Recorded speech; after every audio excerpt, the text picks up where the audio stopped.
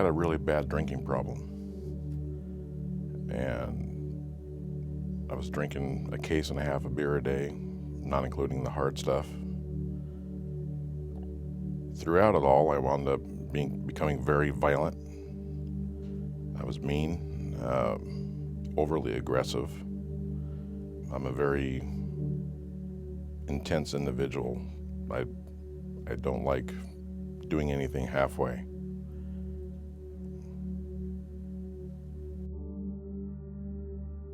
I left my wife, left my kids, left everything that I had at home. And that included my own family, my brothers, and everything else as well. And I went full force right into this beast.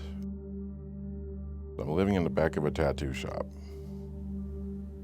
I work there as a tattoo artist during the day, work as a bouncer at a strip club at night, constantly looking for fights, constantly looking for a reason to fight. And I thought that's just what I was supposed to do.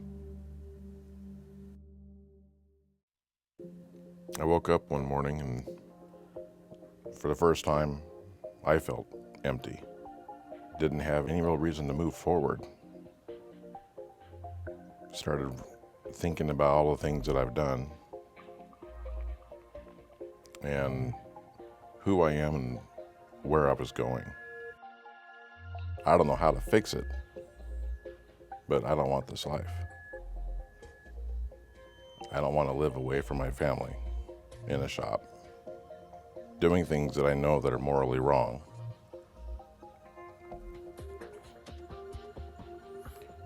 So I called my wife and I talked to her and told her that I want to try to reconcile things. I want to try to fix things. She tells me to come home, but only if I can work on my drinking. So I tell her that I'm going to try, but I can't make any guarantees, and she's going to have to be patient with me. So my wife tells me that we're going to church. I tell her that's great. You and the kids, you guys have a great time. I'm not a church-going person. I'm not a religious person. I don't need any of that stuff. So she tells me, no, we're going to church. All of us, the whole family.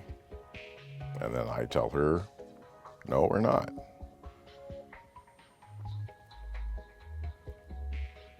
So she tells me, she goes, if you want to make this work, you're going to go.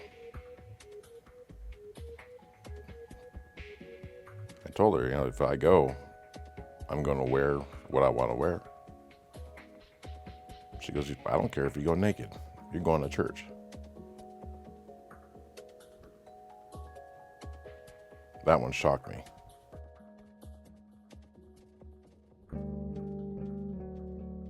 After we got in, the pastor that was talking, I thought he was I was being overly offensive. So I kept making loud verbal remarks about this pastor, in front of the pastor, to the pastor.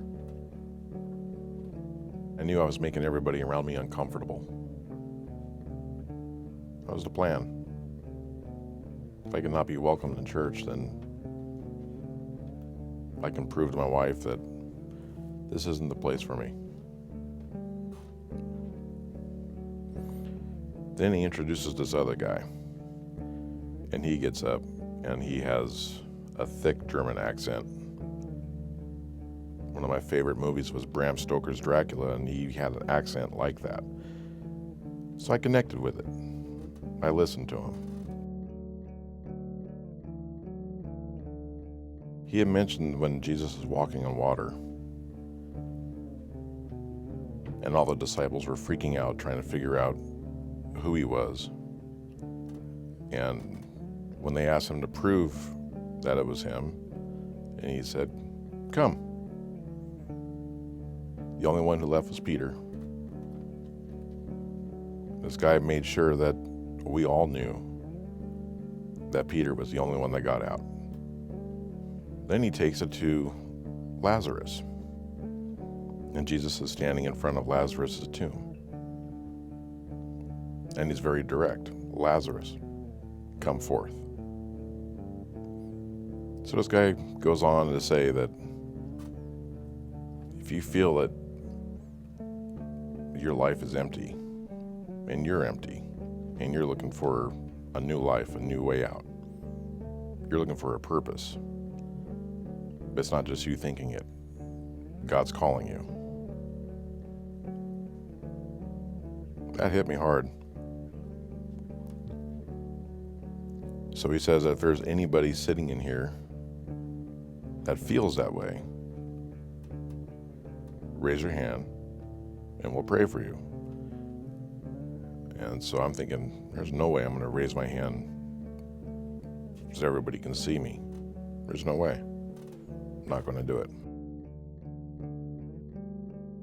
So his pastor says for everybody to bow their head and pray, close your eyes. He says, with nobody looking, raise your hand if you're one of these people. So I rose my hand.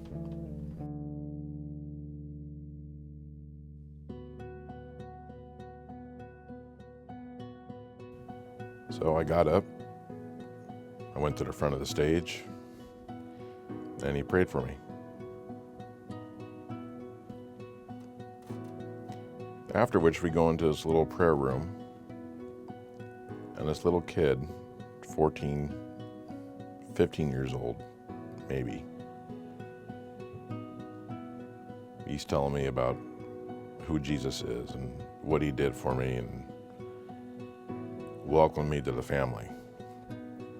He goes on to tell me that, you're not a bad guy. This 14-year-old kid tells me that I'm not a bad guy.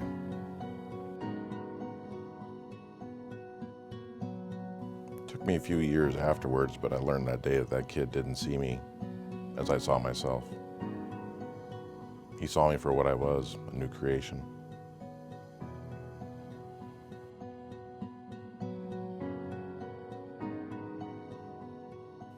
The me that you know now is not who I was. And I thank God for that. With God in my life now, I have humor. I have another me, a whole new me.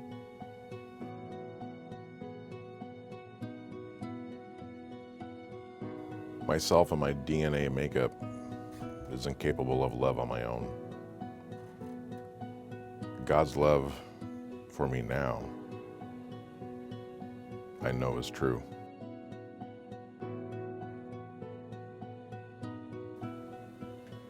So I work now in a tattoo shop. I see people every day that are walking in the same way that I did.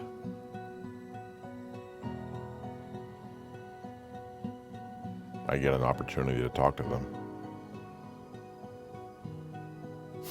If they get a tattoo, they can't leave until I'm done. I get to tell them a whole lot about Jesus.